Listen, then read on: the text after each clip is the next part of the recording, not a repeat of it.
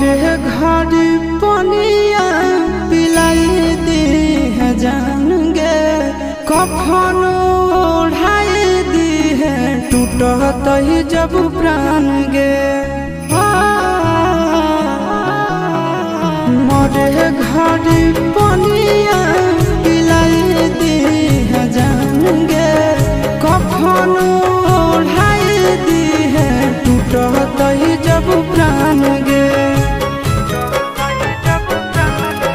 हगे हमारा से तोरा जाती प्यार होता भेंट सक छात कर लगे हगे सोनाया गावा हो भरती पा